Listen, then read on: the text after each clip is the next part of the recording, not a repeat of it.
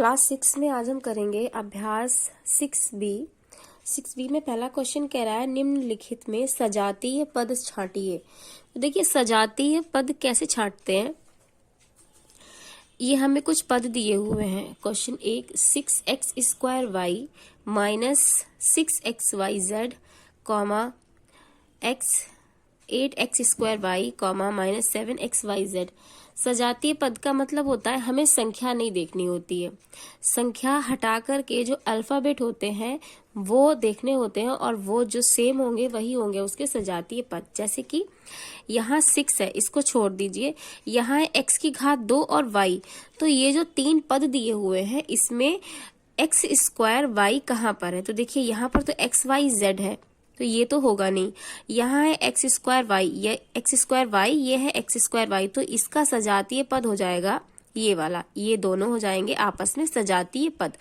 फिर है minus 6xyz, तो संख्या और चिन्ह छोड़ दीजिए, बाकी बाद में जो अल्फाबेट दिया हुआ है वो देखिए। तो xyz एक तो इसमें है xyz और एक इसमें है xyz, तो एक तो इसमें है xyz और एक इसमें है xyz, तो माइनस 6xyz इसका सजातीय पद हो जाएगा माइनस 7xyz। तो जब हम उत्तर लिखेंगे तो जो सजातीय पद होंगे उनको ब्रैकेट में बंद करके लिख देंगे। तो देखिए 6x² y कॉमा एक तो ये हो गया और इसके साथ का जो पद है वो ये होगा 8x² y। हम पीछे की अल्फाबेट देखते हैं, वही अगर सेम है तो वही हो जाएगा उसका सजातीय पद।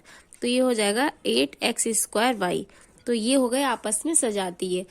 दूसरे ब्रैकेट में हम लिख देंगे minus 6xyz comma minus 7xyz।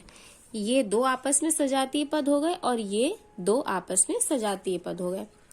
ऐसे ही जब हम सेकंड करेंगे तो देखिए -3 दिया हुआ है, हम संख्या नहीं देखेंगे, हमें क्या देखना है, पीछे के अल्फाबेट देखने हैं। तो यहाँ है P और यहाँ है Q।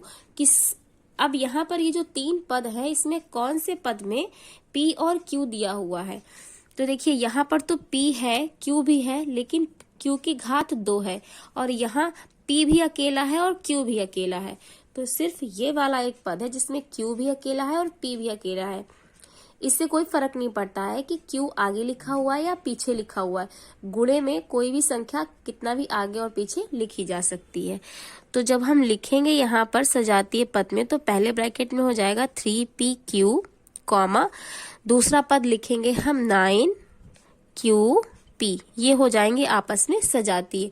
देखिए Q भी एक ही है, P भी एक है, इसमें भी P एक है और Q एक है, संख्या हमें देखनी नहीं है।